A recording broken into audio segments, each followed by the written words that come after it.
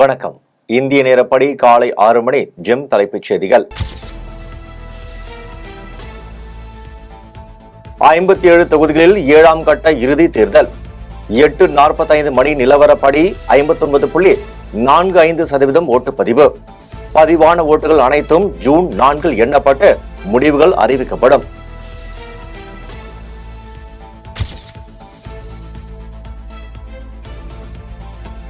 ஏழாம் கட்ட தேர்தலில் வாக்களித்தவர்களுக்கு பிரதமர் நரேந்திர மோடி நன்றி.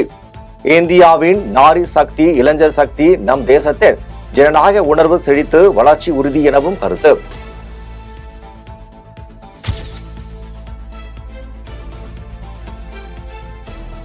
வாக்கு எண்ணிக்கை முகாமுக்கு முதலில் செல்லும் ஆளாகவும் இறுதியாக வெளியேறும் ஆளாகவும் இருக்க வேண்டும். ஜூன் 4 வாக்கு எண்ணிக்கை முகவர்கள் கடைபிடிக்க வேண்டிய குறித்து திமுக முகவர்களுக்கு முதலமைச்சர் மு.க. ஸ்டாலின் அறிவுறுத்தல்.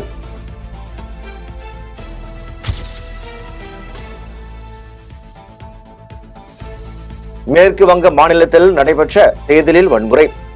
நாட்டு வெடிகுண்டுகளை வீசி வேறொரு இடத்தில் ஓட்டுச்சாவடியை சூறையாடிய வன்முறையாளர்கள் மின்னணு ஓட்டு இயந்திரத்தை தூக்கி சென்று குளத்தில் வீசினர்.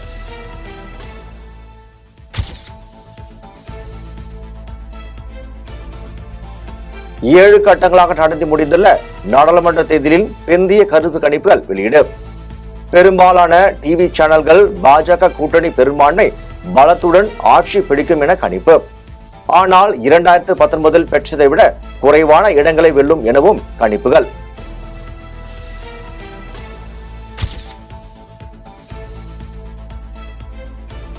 தமிழகத்தில் திமுக கூட்டணி 36 முதல் 39 இடங்களை பிடிக்கும் கருத்து கணிப்புகள் தகவல்.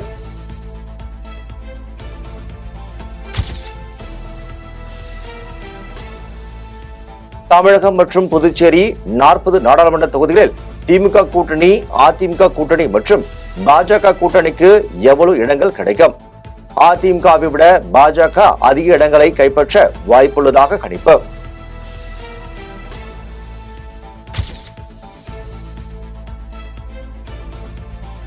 நரேந்திர மோடி மீண்டும் பிரதமர் ஆனால் மொட்டை எடுத்துக் கொள்வேன். ஆம் ஆத்மி எம்எல்ஏ சோம்நாத் பார்த்தி ஆவேசம். கருத்து கணிப்புகள் அனைத்தும் தவறானவை என்றும் ஜூன் 4 வரை நாம் அனைவரும் காத்திருக்க வேண்டும் என்றும் பேச்சு.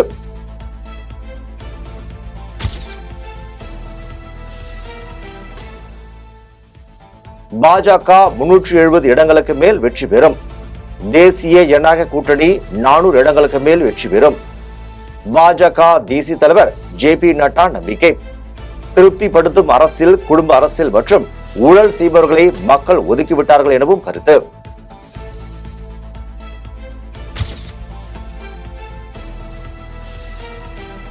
மோடி என்ன கூறினாரோ அதுவே கருத்து கணிப்பாக வந்துள்ளது.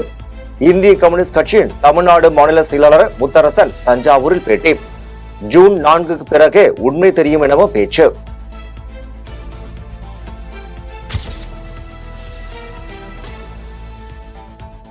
தமிழகத்தில் பாஜக இரட்டை இலக்கத்தில் வெற்றி பெறும். மத்திய அமைச்சர் எல். முருகன் மதுரையில் பேட்டி. நாடாளுமன்ற தேர்தலில் காங்கிரஸ் 100 சீட்டை தாண்டுவது கடினம். காங்கிரஸ் இந்திய கூட்டணியின் தோல்வி ஊதி எனவும் பேச்சு.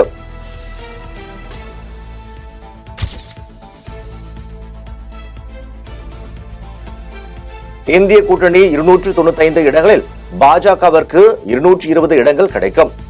டெல்லி முதலமைச்சர் அரவிந்த் கெஜ்ரிவால் கருத்து. வலிமையான மற்றும் நிலையான அரசாங்கத்தை உருவாக்கும். பிரதமர் பதவி குறித்து 4ஆம் தேதி முடிவு செய்யப்படும் எனவும் தகவல்.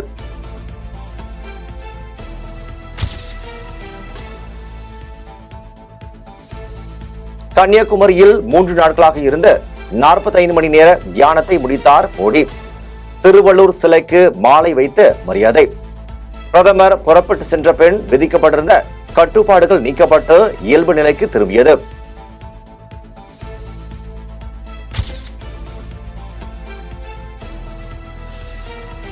உலக மக்களின் மனதை வென்ற திருக்குறள். திருவள்ளூரின் சிலை முன்னால் நிற்பது ஒரு சிறந்த அனுபவத்தை கொடுப்பதாக பிரதமர் மோடி புகாரம்.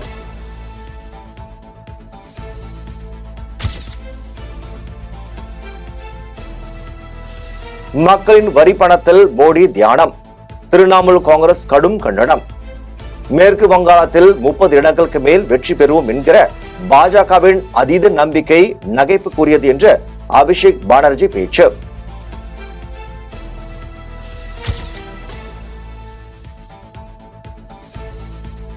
வைகோவை நேரில் சந்தித்து நலம் விசாரித்தார் முதலமைச்சர் மு க ஸ்டாலின்.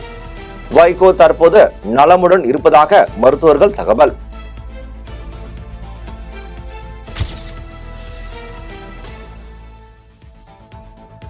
அண்ணாமலை கடுகளவு அனுபவத்தை வைத்துக் கொண்டு கடலளவு ஆசைப்படுகிறார். முன்னாள் அமைச்சர் RB உதயகுமார் விமர்சனம். அண்ணாமலையை தமிழக மக்கள் ஒருபோதும் ஏற்றுக்கொள்ள மாட்டார்கள் எனவும் கருத்து.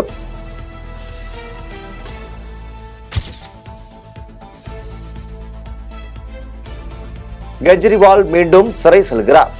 டெல்லி முதலமைச்சர் அரவிந்த் கெஜ்ரிவால் ஜாமீன் கேட்டு தொடர்ந்த வழக்கு விசாரணை ஜூன் 5ஆம் தேதிக்கு ஒத்திவைப்பு.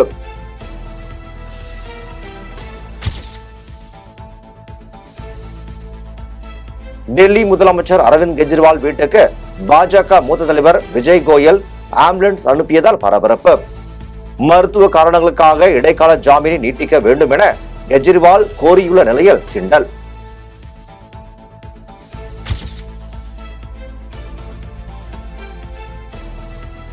இந்திய கூட்டணி தலைவர்கள் ஆலோசனை கூட்டம். ராகுல், சரத் பவார் உள்ளிட்டோர் பங்கேற்பு.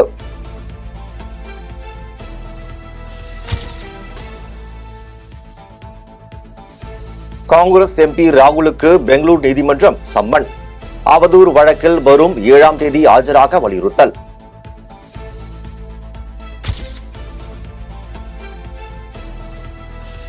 திருப்பூர், ஈரோடு, சேலம் வழியாக மங்களூரு சென்ட்ரல் இருந்து பாட்னாவுக்கு சிறப்பு ரயில்.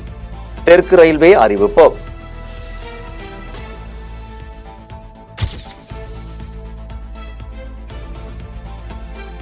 நாகர்கோவில் இருந்து சென்னை எழும்பூருக்கு இயக்கப்பட்ட மற்றொரு சிறப்பு ரயிலும் நீட்டிப்பு. கேரள மார்க்கமாக இயங்கிய இந்த ரயில் தற்போது தமிழகம் வழியாக இயக்கம். நெல்லை வழியாக 2 சிறப்பு ரயில்கள் இம்மாதத்தில் இயக்கப்படுவதால் பயணிகள் மகிழ்ச்சி.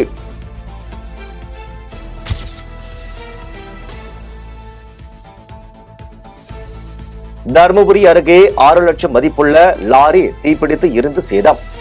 வெல்டிங் வைக்க சென்றபோது நடந்த சம்பவத்தால் பெரும் பரபரப்பு.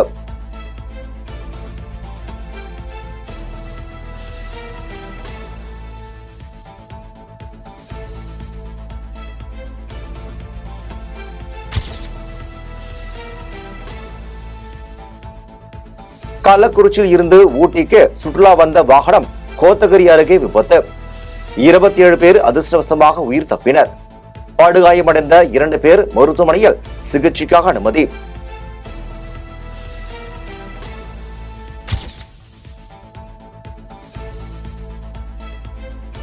அசாம் மாநிலத்தில் கனமழை மற்றும் வெள்ளம் காரணமாக கடந்த 24 மணி நேரத்தில் 2 குழந்தைகள் உட்பட 6 பேர் உயிரிழப்பு. வெள்ளத்தால் பாதிக்கப்பட்ட பகுதிகளில் மத்திய மாநில பேரிடர் மீட்பு படையினர் மீட்பு பணி தீவிரம். பிரம்மபுத்திரா நதியில் நீர்மட்டம் உயர்வு. 3.5 லட்சம் மக்கள் பாதிப்பு.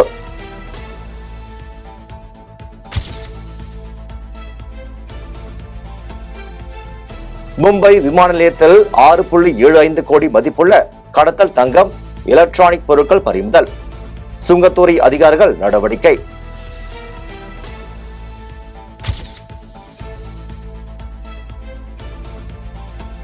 மேகாலயா மாநிலம் மேற்கு ஜேண்டியா ஹில்ஸ் மாவட்டத்தில் காட்டு காளான்களை சாப்பிட்ட ஒரே குடும்பத்தை சேர்ந்த 3 குழந்தைகள் உயிரிழப்பு. மேலும் 9 பேர் உடல்நலம் பாதிக்கப்பட்ட பல்வேறு மருத்துவமனைகளில் சிகிச்சைக்காக அனுமதி.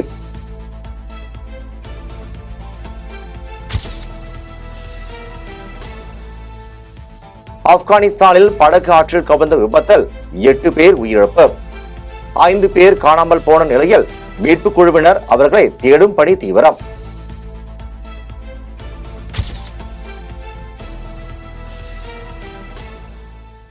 சீனாவிடம் இருந்து தைவானை சுதந்திரமாக பிரிந்து செல்ல ஒருபோதும் அனுமதிக்க மாட்டோம். சீன ராணுவம் மறுப்பு.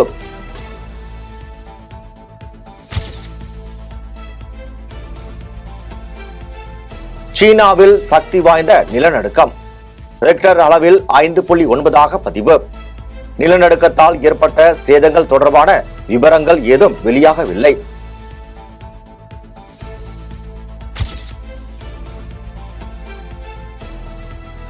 சென்னை நேரு ஸ்டேடியத்தில் இந்தியன் 2 படத்தின் இசை வெளியீடு. திரைப்படம் வருகிற ஜூலை 12ஆம் தேதி வெளியாகும் என அறிவிப்பு.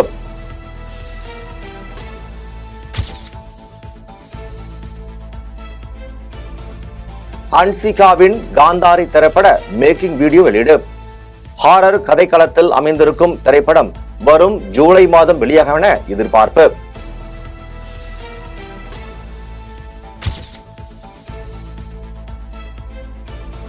கோலிவுட் இளம் நாயகன் ஹிருது ஹாருன் நடிப்பில் all we imagine as light திரைப்படம் பிரான்ஸ் நாட்டில் நடைபெற்ற 77வது கான்ஸ் திரைப்பட விழாவில் கிராண்ட் பிரிக்ஸ் விருது வென்றது.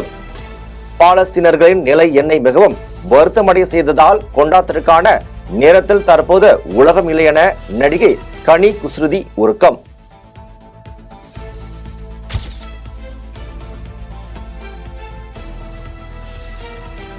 G5 OTT-யில் சமீபத்தில் வெளியாகிய மிகப்பெரிய அளவில் ரசிகர்களை கவர்ந்துள்ள தலைமை செயலகம் வெப் சீரிஸில் நடித்த ஸ்ரீயா ரெட்டி. முதல்வர் பதவியில் அமரும் விதமாக கதை உருவாக்கப்பட்டு இருக்கும். ஆனால் தற்போது அவர் வெளியிட்டுள்ள போட்டோக்கள் ரசிகர்களிடையே பெரும் வரவேற்பு.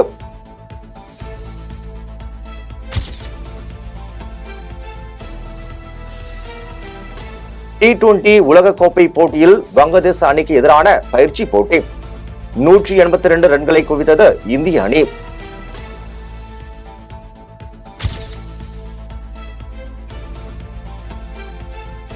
அனைத்து விதமான கிரிக்கெட் போட்டிகளில் இருந்தும் ஓய்வு. இந்திய வீரர் தினேஷ் கார்த்திக் அறிவிப்பு. நிறைய யோசித்துவிட்டு கிரிக்கெட்டில் இருந்து விலகுவதாக முடிவு எனவும் தகவல்.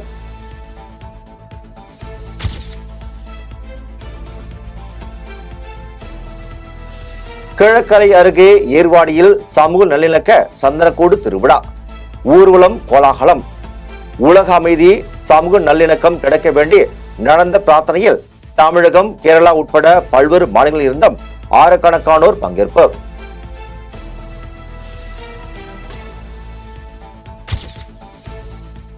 இத்துடன் ஜெம் செய்திகள் நிறைவடைகின்றன. மீண்டும் ஜெம் செய்திகள் காலை 8:30 மணிக்கு. உடனுக்குடன் செய்திகளை காண GemLive.tv என்ற இணையதளத்தில் இணைந்திருங்கள்.